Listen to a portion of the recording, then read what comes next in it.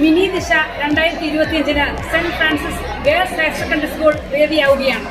പൊതുവിദ്യാഭ്യാസ വകുപ്പ് ഹയർ സെക്കൻഡറി വിഭാഗം career guidance and adolescence counselling സെല്ലിൻ്റെ നേതൃത്വത്തിൽ ആലുവ വിദ്യാഭ്യാസ ജില്ലയുടെ mini expo Aluva Saint Francis Girls Higher Secondary സ്കൂളിൽ വെച്ച് നടന്നു.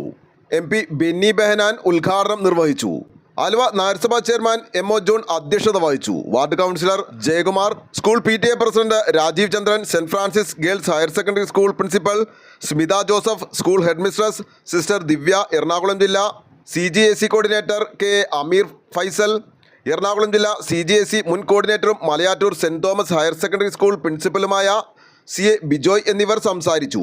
55 സ്കൂളുകളിൽ നിന്നായി 5500-ലധികം കുട്ടികൾ ഈ എക്സ്പോയിലൂടെ അവരുടെ കരിയർ എന്താണെന്ന തീരുമാനമെടുക്കുന്ന മിനി എക്സ്പോയാണ് നടക്കുന്നത്.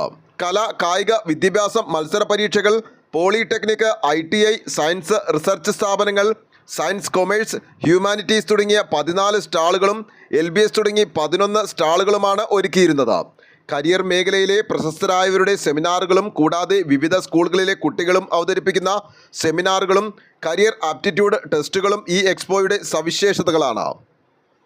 CGSE ആലുവ വിദ്യാഭ്യാസ ജില്ലാ കൺവീനർ മനോജ് N. പോൾ ഉദ്ഘാടന സമ്മേളനത്തിൽ സ്വാഗതവും CGSE എറണാകുളം ജില്ലാ ജോയിൻറ്റ് കോർഡിനേറ്റർ പ്രമോദ് മാലിങ്കര നന്ദിയും രേഖപ്പെടുത്തി.